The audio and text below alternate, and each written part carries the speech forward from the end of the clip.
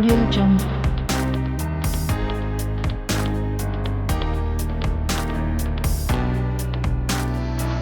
Assalamualaikum warahmatullahi wabarakatuh. Kepada yang terhormat Bapak Ibu dosen dan guru penguji ujian kinerja UKIN. Perkenalkan, nama saya Imam Bukhari SPDI. Saya adalah guru di MTS Nurul Kalam Tempeh Kidul, Kecamatan Tempeh, Kabupaten Lumajang, Jawa Timur. Sekaligus mahasiswa PPG dalam jabatan tahun 2025, angkatan pertama di LPTK IAIN Ponorogo, dengan nomor induk mahasiswa 209241060.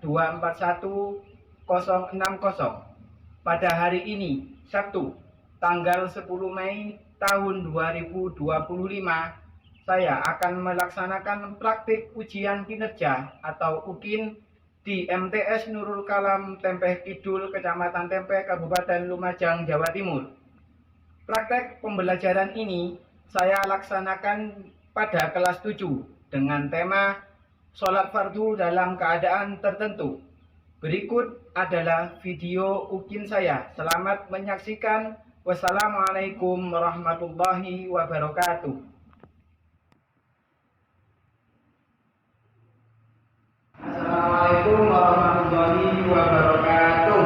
Waalaikumsalam warahmatullahi wabarakatuh. Sebelum kita mulai, saya minta tolong kepada Fahri untuk memimpin doa.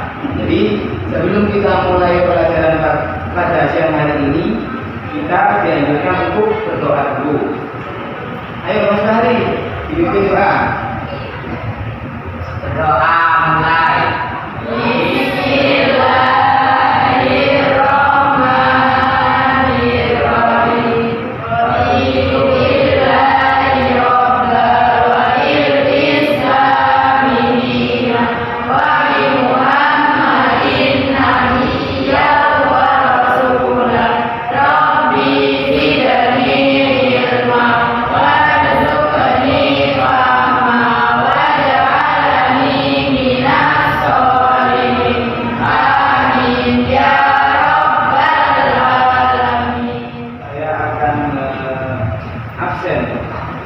Siapa saja yang hadir dan yang tidak hadir pada siang hari ini.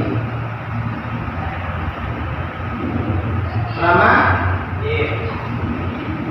Lama hadir? Pino? Hadir. Tufaul? Hadir. Deja? Hadir. Aina Maria? Vivi? Ada. Fahri? Fahri? Yang kata-katanya Fahri? Hadir. Yogika? Hadir. Silvi? Ismawati?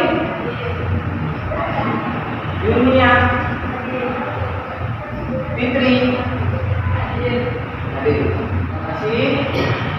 Jadi ini kemarin saya mengadakan perjalanan dari Pasuruan, ya, dari Lumajang ke Pasuruan ke rumah nenek. Namun pada saat itu saya juga disuruh menjenguk teman yang ada di rumah sakit ini. Nah, pada saat itu masuklah waktu, yaitu masuk waktu sholat. Namun dikarenakan dia sakit, apakah dia itu diwajibkan sholat ataupun dia itu mendapat musuh yang lain, kemudian apakah dia itu tidak wajib sholat, seperti itu. Jadi pada pertemuan hari ini kita akan membahas materi, yaitu sholat fardu dalam keadaan tertentu. Jadi kita harusnya gini ya, sholat fardu dalam kondisi tertentu.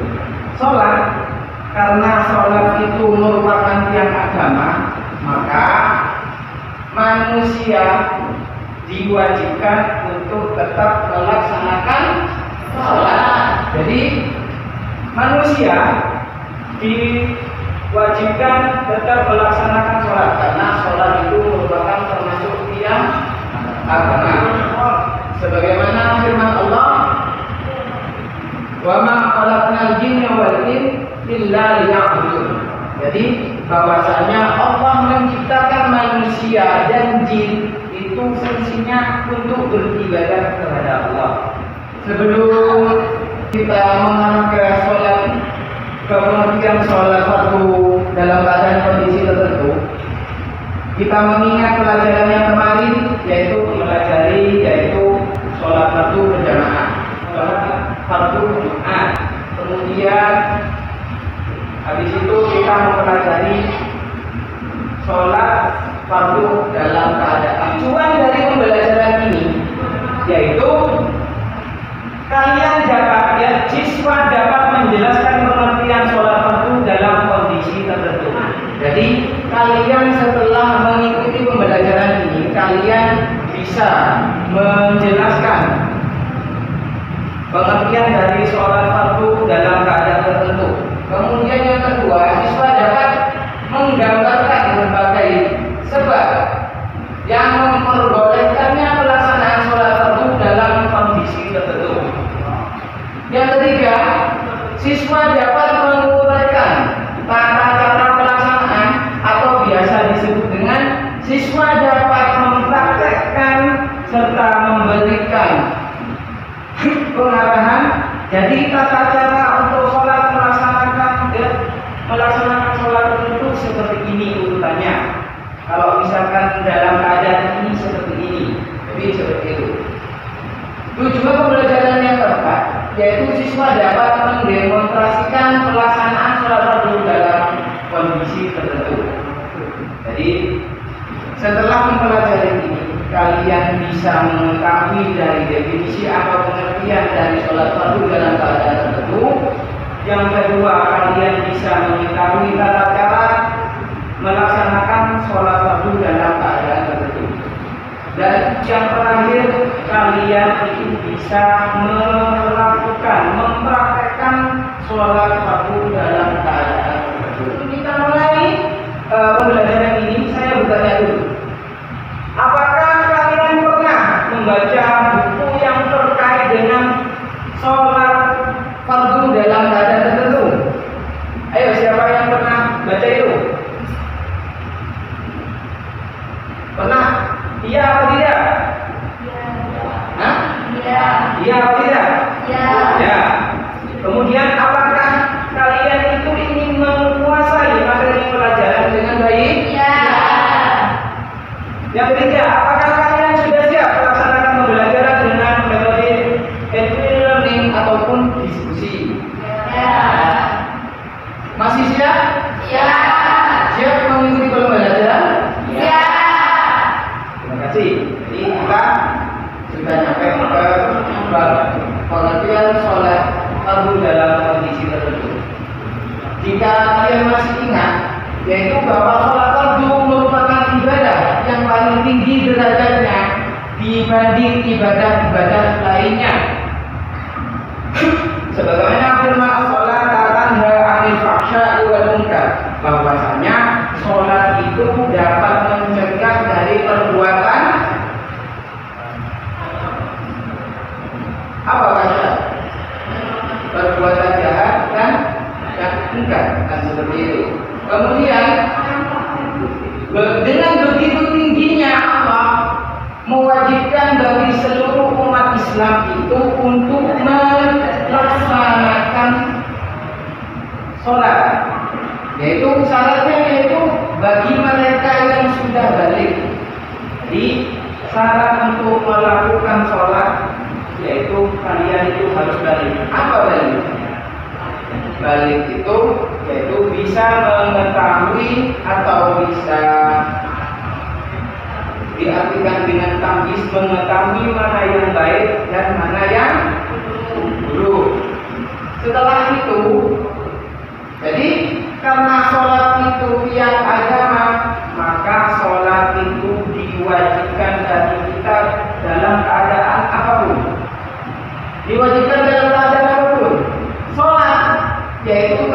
menjadi kewajiban yang harus dipenuhi. Jadi karena ini bersifat wajib, kalian harus memenuhi sholat itu. Kalau perempuan mungkin biasa ada yang duduk, ya. Duduknya biasanya haid. Selain haid apa lagi? Nifas. Selain nifas, ayo apa lagi? Masalah. Jadi secara global perempuan itu mempunyai dua unsur. Biasanya itu haid dan nifas. Tapi kalau nifas ini sifatnya sementara. Ya, terkait bab toharoh itu masalah nifas kita telah pelajari di semester awal dulu. Nah, kemudian kembali lagi di sini karena sholat itu tetap menjadi kewajiban dan harus dipenuhi meskipun dalam kondisi sulit dan darurat. Sholat fardu dalam kondisi tertentu dapat diartikan sebagai pelaksanaan sholat dalam kondisi yang tidak wajar. Jadi dalam kondisi tertentu ini ada, kalau kita misalkan dalam keadaan perjalanan, misalkan dalam keadaan sakit, dalam keadaan perang dan lain sebagainya. Jadi walaupun sholat ini wajib, tapi tata caranya lebih luas, lebih gampang. Jadi itu indahnya Islam. Islam itu tidak kuat. Islam itu memudahkan. Jadi kalau misalkan kita tidak bisa seperti ini, masih ada alternatif, yaitu masih ada cara yang lain seperti itu. Jadi caranya itu lebih luas dan lebih longgar dibandingkan dengan pelaksanaan dalam situasi yang normal. Kalau laki-laki kan tidak mungkin, laki-laki ada yang haid. Ada yang mungkin pernah haid. Yang pernah merasakan haid itu hanya perempuan. Kalau misalkan ada yang seperti Boti, apakah dia juga merasakan haid? Tidak, karena kodratnya dia itu laki-laki.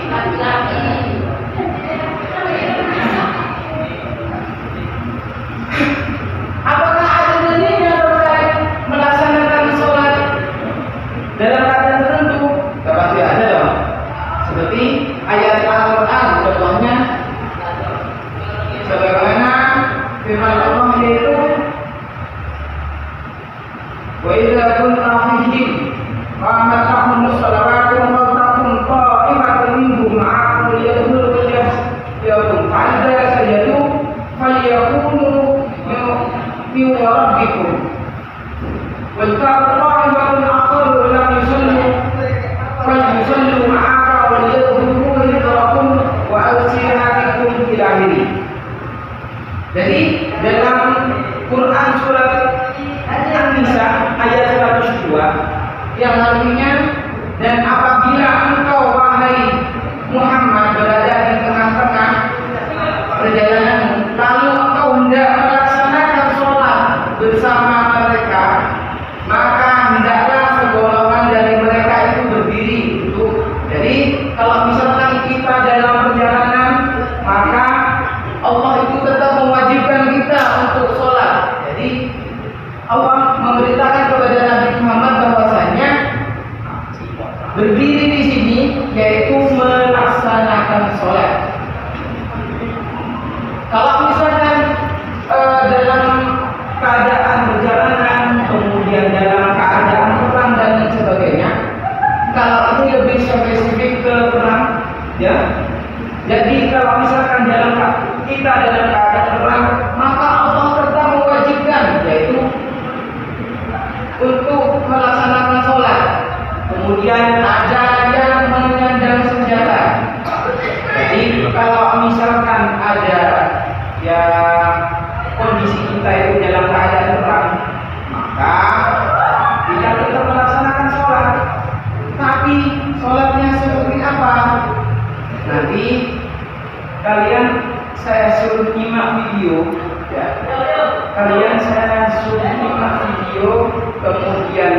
kalian rangkum apa saja yang masuk kategori dalam sholat dalam keadaan tertentu, kemudian kalian presentasikan di depan seperti itu. Dan itu tugas kalian nanti. Kemudian ada hadisnya. Sebagaimana hadis Nabi yang pertama yaitu diriwayatkan dari Ali bin Abi Thalib bahwasanya Rasulullah SAW bersabda, "Yusalli maridun qa'iman ini istata'a." Nah, di sini kuncinya. Apabila kalian itu dalam keadaan sakit, maksudnya seperti ini istata'a, ini harus mempunyai beberapa kemampuan. Kalau misalkan kalian itu dalam keadaan sakit, kalian tidak mampu berdiri, maka kalian boleh melaksanakan dengan duduk. Kalau misalkan tidak bisa duduk, kalian boleh sambil tidur dan miring ke kanan. Kemudian kalau misalkan tidak bisa miring ke kanan, kalian boleh langsung tidur terlentang. Ya, jadi kalian boleh tidur terlentang. Yang penting kita tetap menghadap ke kiblat. Jadi tetap ini menurut Rasulullah, yaitu bahwasanya kita yusalli. Seorang yang sakit itu hendaknya tetap sholat. Ya, yusalli maridun qa'iman. Jadi dia itu suruh berdiri. Ini samoa. Tapi kalau dia itu mampu berdiri, wa illam yastati shalla qa'idan. Jika itu tidak bisa, maka hendaklah dengan sujud. Kemudian kalau tidak bisa sujud, maka hendaklah cukup berisyarat dengan kepalanya. Sujud di sini yaitu kalian melaksanakan sholat sambil duduk. Kalau tidak bisa berdiri, maka harus melaksanakan sholat dalam keadaan sambil duduk. Jadi di sini sudah lengkap. Di ayat ini juga lengkap. Ini lebih spesifik kalau kalian itu masih berada dalam keadaan perang, misalnya seperti itu. Kalau yang di hadis Nabi ini lebih spesifik lagi, yaitu lebih dirinci lagi bagi orang yang sakit. Ya, bagi orang yang sakit, kalau misalkan hanya sakit paru, kemudian hanya sakit kepala, dia itu tetap diwajibkan untuk sholat dengan qa'iman. Kalau misalkan dia itu hanya sakit kepala, kemudian hanya sakit paru, kudis, misalkan seperti itu, dia tetap diwajibkan sholat dengan seperti biasanya. Karena kecuali kalau misalkan orang yang habis kecelakaan, kalau orang habis kecelakaan di rumah sakit, dia tidak bisa berdiri karena kakinya masih patah. Misalkan patah proses penyembuhan, maka dia itu boleh menggunakan faidah atau sujud. Jadi dia itu boleh dengan itu. Itu. Hadis yang kedua, yaitu bahwasanya dari Maimun bin Mahran, Maimunah bin Mahran, Ibnu Umar, dari Ibnu Umar, qala Rasulullah sallallahu alaihi wasallam, kaifa usolli fis safinah. Kaifa usolli fis safinah? Apa maksudnya? Bagaimana cara sholat jika di perahu, atau misalnya kita di pesawat, misalnya kita di kendaraan, di mobil, di bus dan lain sebagainya. Kalau di perahu, maka Rasulullah bersabda, "Sholli fiha qa'iman." Kalau di perahu atau di kapal, kapal feri, maka sholatnya tetap dengan qa'iman, dia berdiri. Illa an taqafal gharaq, kecuali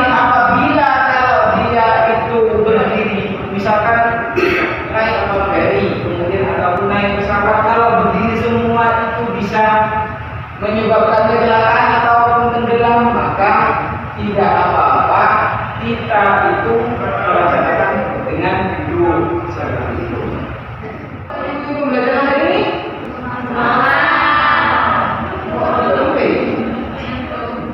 ngantuk. Oke, biar tidak ngantuk, saya minta kalian untuk berdiri. Ayo berdiri. Ngantuk, kalian bisa berdiri. Ini kan, Pak Ustadz punya permainan menyambung kata. Kalau misalkan seperti kita tentukan temanya, kita fokus ke hewan dulu. Misalkan hewan, kita ambil singa. Jadi kita yang melanjutkan ya berhitung dulu 1, 2, 3 kak. Ya, berhitung 1, 2, 3 sampai berapa, baru kalau saya mau stop di situ dimulai. Ya, contoh misalkan kita fokus ke hewan, temanya hewan. Ayo berhitung.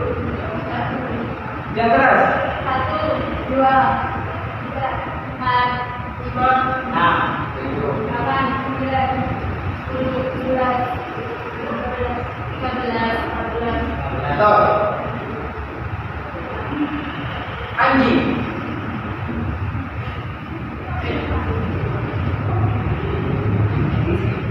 Tidak bisa. Oke, Mas Fahri maju ke depan. Karena tidak bisa, ayo maju ke depan. Ya. Ya, karena ini temanya hewan tadi, maka Mas Fahri bisa menyanyikan lagunya hewan. Ayo, kasih terus.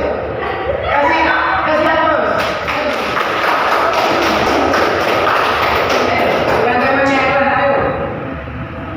Contoh Mbak Fitri. Contohnya kalau misalkan hewan.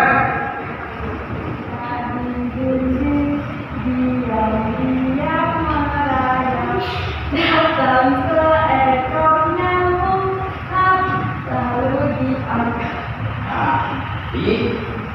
Contohnya seperti itu Mas Fahri. Ayo, lagu apa lagi yang terkait dengan hewan? Ini sudah kasih contoh, misalkan terkait hewan. Kan cicak itu termasuk hewan. Lagu yang ada unsur hewannya. Ayo. Loh, ini tidak boleh sama loh. Kata 2, 3, nenek bisa 2 bikinya tinggal 2. Kasih aplaus sama Mas. Dan saya lanjutkan. Tadi kan menyambung kata loh, menyambung kata. Saya tadi temanya yang unsur hewan. Ya, unsurnya itu hewan. Saya tadi menyebutkan anjing. 1, 2, 3, 4, 5, 6, 1. Anjing. Gajah. 1, 2, 3, 4, 5, 1. Gajah. Harimau. Ya, harimau. 1, 2, 3, 4, 5, 1. Ular. 1, 2, 3, 4, 1. Rusa. 1, 2, 3, 4, 5, 1. Saya kasih video, kalian lihat ya, pelajari apakah sama dengan yang telah saya terangkan tadi, kemudian dirangkum di video itu dan dipresentasikan nanti di depan. Silakan disimak dan dilanjutkan.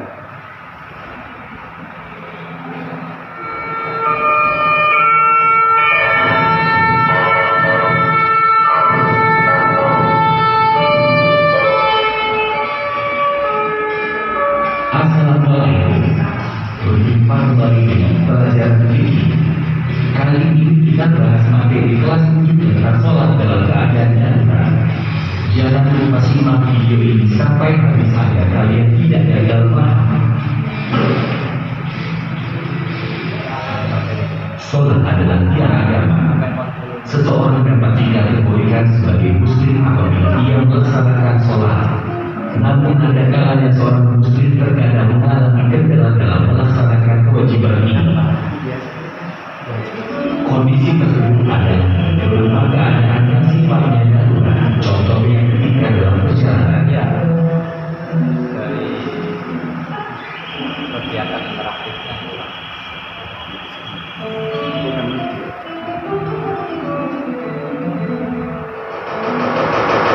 ketika dalam keadaan peperangan.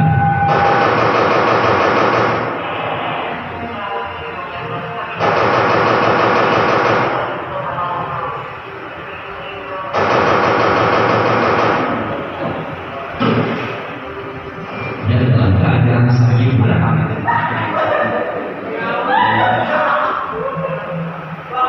Untuk itu, Islam telah memberikan besok atau keringanan dalam mengerjakan sholat sesuai dengan kemampuan maksimal umatnya. La yukallifullahu nafsan illa wus'aha. Allah tidak membebani seseorang melainkan sesuai dengan kemampuannya. Quran Surah Al-Baqarah 286. Nabi bersabda, sholat bagi orang yang sakit akan berdiri jika mampu. Jika tidak mampu, maka sholatlah sambil duduk. Jika ia tidak kuat sujud, maka isyaratkan dengan kepalanya. Tetapi hendaknya sujudnya lebih rendah dari rukunya. Kalau ia tidak mampu sholat sambil duduk, sholatlah sambil berbalik ke sebelah kanan, menghadap kiblat. Jika tidak mampu sholat sambil berbalik ke sebelah kanan, sholatlah sambil terlentang dan kedua kakinya mengarah ke kiblat. Hadis riwayat Tirmidzi. Dari pemaparan hadis tersebut dapat kita rincikan menjadi 4 hal sebagai berikut. 1. Cara sholat sambil duduk. Posisi duduk seperti duduk ikhtiros atau duduk tasyahud awal, niat, takbir, bacaan ikhtifah, Fatihah, dan bacaan Quran caranya sama dengan bacaan saat sholat seperti biasa. Ruku dilakukan dengan cara membuka badan serta wajah kurang lebih setara dengan tempat sujud atau semampunya. I'tidal dan bacaannya tetap dilakukan dalam posisi duduk. Sujud dilakukan 2 kali. Dan tasyahud akhir serta bacaan sama seperti biasa.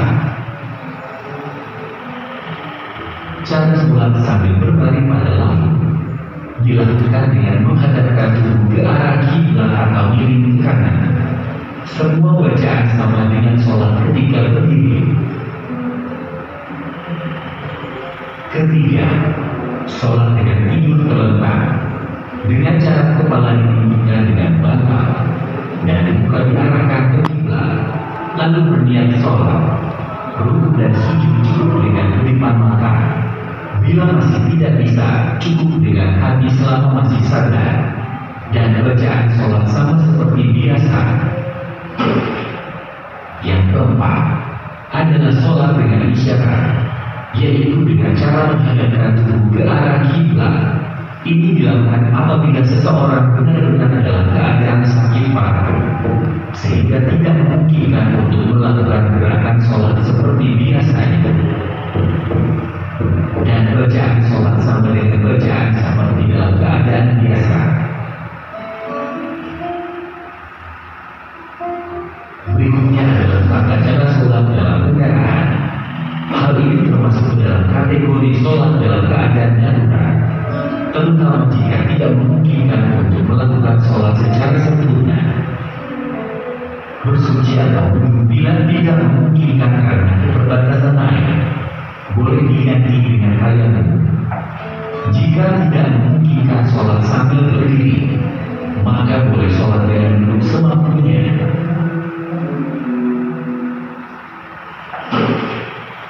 Nabi bersabda,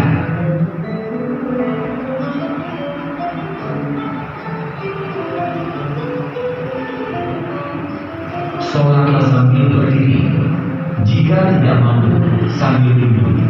Dan jika tidak mampu, sholatlah sambil berbaring.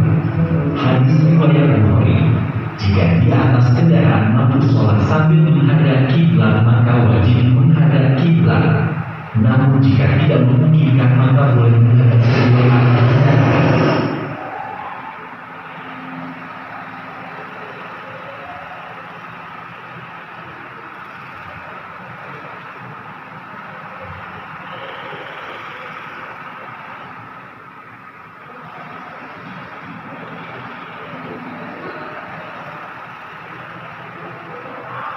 Maka bertakwalah kamu kepada Allah menurut kesamaan, dan dengarlah serta taatlah, dan infakkanlah harta yang baik untuk dirimu. Dan barang siapa dijaga dirinya dari kekilan, mereka itulah orang-orang yang beruntung. Untuk sholat wajib di dalam kendaraan, khusus takbiratul ihram dilakukan sebagai menghadap kiblat. Untuk selanjutnya menghadap sesuai dengan arah tujuan kendaraan.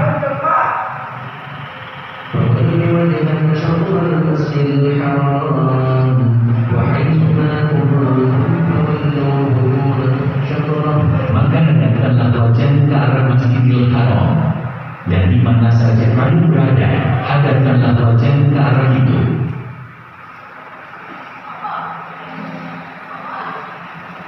Perlu ditegaskan di sini bahwa kewajiban melakukan takbiratul ihram ketika sholat di atas kendaraan hanya berlaku bagi sholat wajib. Sedangkan untuk sholat sunnah boleh dilakukan tanpa menghadap kiblat, sebagaimana hadis dari Jabir bin Abdullah berikut ini. Rasulullah sholat di atas kendaraannya, menghadap kemanapun kendaraannya itu menghadap. Namun bila sholat yang fardu beliau turun dan menghadap kiblat. Hadis riwayat Bukhari. Dalam sebuah buku tentang sholat di atas kendaraan, Ustaz Ahmad Sarwan menulis, pernah juga Nabi melakukan sholat wajib di atas punggung unta. Namun keadaan saat itu memang tidak memungkinkan Nabi untuk turun ke atas tangan.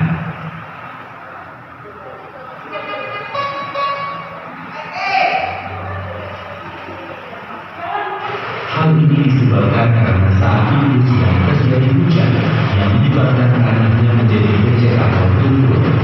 Hingga dalam keadaan tertentu memang masih dimungkinkan sholat wajib yang dikerjakan di atas kendaraan.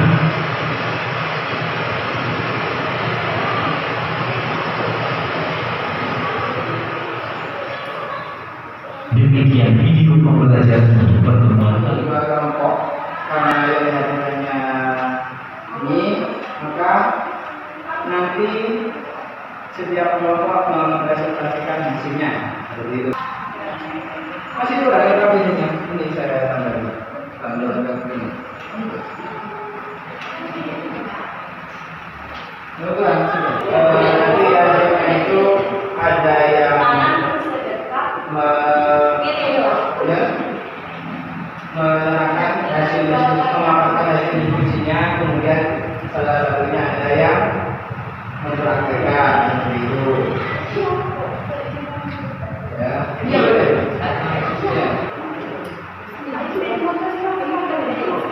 Hah? Iya betul deh.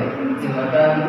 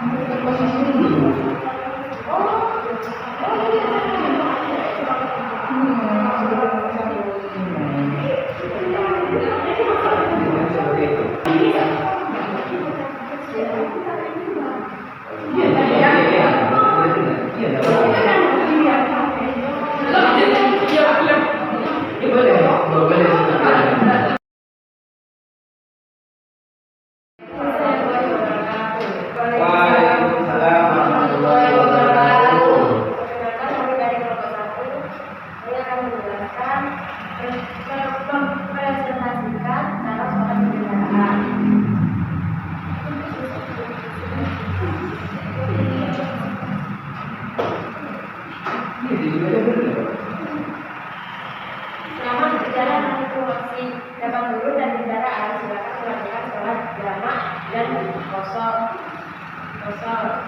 Tapi bila memang tidak ada kesempatan lagi untuk guru dari kendaraan seperti bila naik pesawat, pesawat terbang atau bus dan mampu sholat akan segera habis, maka kita dibolehkan melakukan sholat di atas kendaraan itu.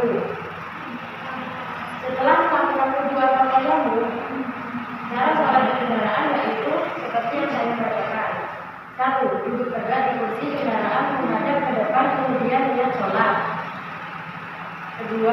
Mengangkat kedua tangan sambil mengucapkan takbiratul ihram, Allahu Akbar. Kemudian menunjukkan telunjuk. 11. Mengucapkan salam sambil menoleh ke kanan kemudian ke kiri. 12. Berdoa setelah sholat. Waalaikumsalam warahmatullahi wabarakatuh. Perkenalkan, kami dari kelompok 1. Saya akan menjelaskan mempresentasikan cara sholat di kendaraan.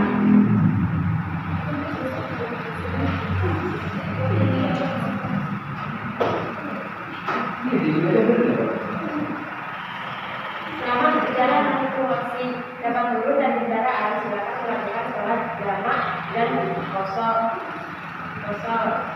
Tapi bila memang tidak ada kesempatan lagi untuk guru dari kendaraan seperti bila naik pesawat terbang atau bus dan mampu sholat akan segera habis, maka kita dibolehkan melakukan sholat di atas kendaraan itu. Setelah melakukan kedua pakaianmu, cara sholat di kendaraan yaitu seperti yang saya bacakan. 1. Duduk tegak di kursi kendaraan menghadap ke depan, kemudian niat sholat. 2.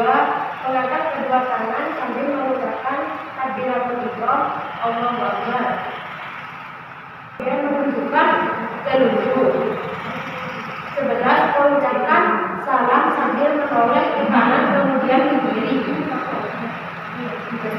12. Berdoa setelah sholat. Kami berdoa sholat semuanya. Kemudian beliau bangkit dari itu lalu kami sholat semuanya. Kemudian beliau turun untuk sujud diikuti oleh yang berada di belakang beliau. Dan langsung yang setelahnya tadinya pertama berdiri berjaga-jaga para musuh. Ketika Nabi SAW dan musuh yang berada di belakangnya telah sujud, barulah yang kedua turun untuk sujud. Dan kemudian Nabi Muhammad SAW mengucapkan salam dan kami pun mengucapkan salam semuanya.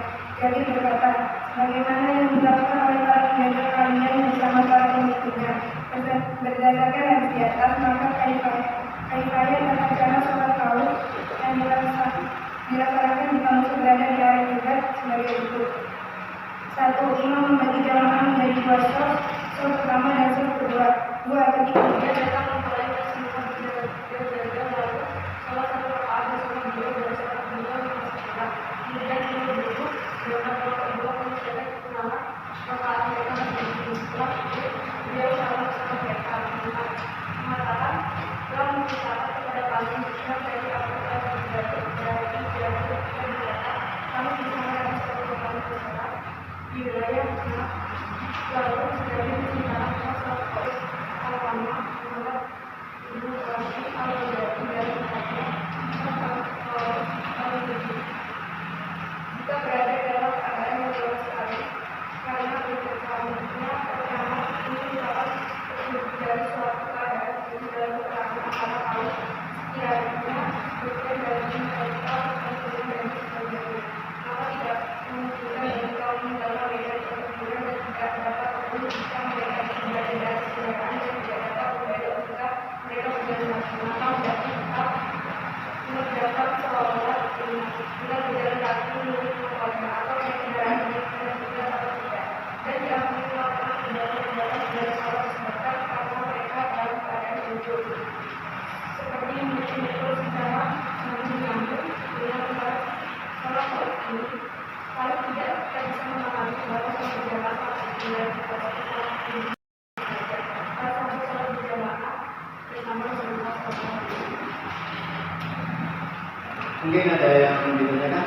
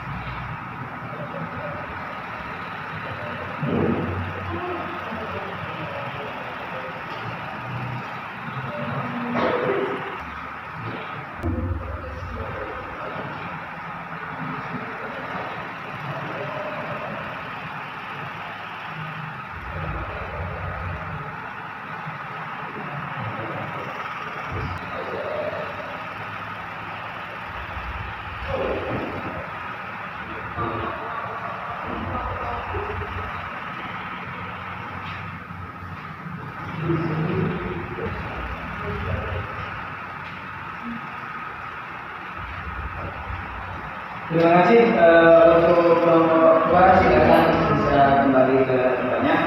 Dan terakhir yaitu rangkuman. Rangkumannya yaitu bahwasannya kita mempelajari sholat fardu dalam keadaan tertentu, yaitu bahwasanya sholat dalam situasi yang tidak wajar itu dibolehkan dengan menggunakan cara-cara yang lebih luas ataupun lebih longgar. Jadi kalau misalkan kita dalam kendaraan, kemudian dalam keadaan perang, seperti itu dalam keadaan sakit, bahwasanya kita tidak khawatir, kita diperbolehkan menggunakan cara-cara tertentu yang bisa mempermudah kita untuk sholat. Kemudian sholat khauf, bahwasanya akibat dari munculnya kekhawatiran dan ketakutan kita pada saat terjadi perang, misalkan bencana alam dan sebagainya, maka diperbolehkan sholat fardu dengan cara yang berbeda dari biasa yang disebut dengan sholat khauf. Kemudian yang ketiga, pertimbangan adanya kesamaan kriteria dengan kondisi yang ada dalam sholat khauf, maka sholat fardu di tengah-tengah ancaman bencana itu dalam melaksanaannya itu insya Allah sama. Kemudian sholat khauf itu juga dibagi menjadi dua, yaitu bahwasanya di tengah ancaman dari depan, kemudian dan dari belakang. Kemudian yang termasuk dalam kondisi tertentu adalah sholat fardu bagi orang yang sakit parah. Jadi orang yang sakit misalkan, kemudian selanjutnya orang yang berada di atas kendaraan, itu juga termasuk di kategori masuk dalam keadaan tertentu. Terima kasih. Sebelum saya tutup pembelajaran pada siang hari ini, yang perlu kita perhatikan yaitu yang pertama, jadi sholat itu tetap wajib, dan kalau kita mengetahui dalam keadaan apapun kita tetap melaksanakan sholat. Jadi kunci yang paling penting, kita tetap wajib sholat dalam keadaan tertentu. Kita evaluasi setelah tadi kita mempelajari materi, kemudian lihat video, diskusi dan sebagainya. Evaluasinya yaitu ada beberapa pertanyaan. Dalam sholat khauf dibedakan tata-cara pelaksanaan antara sebab ancaman dari arah kiblat dan selain kiblat. Ya, jadi tadi itu sudah dikasih contoh oleh kelompok 2 bahwasanya ada tata cara, ada yang dijelaskan tadi dari arah kiblat, kemudian selain dari kiblat.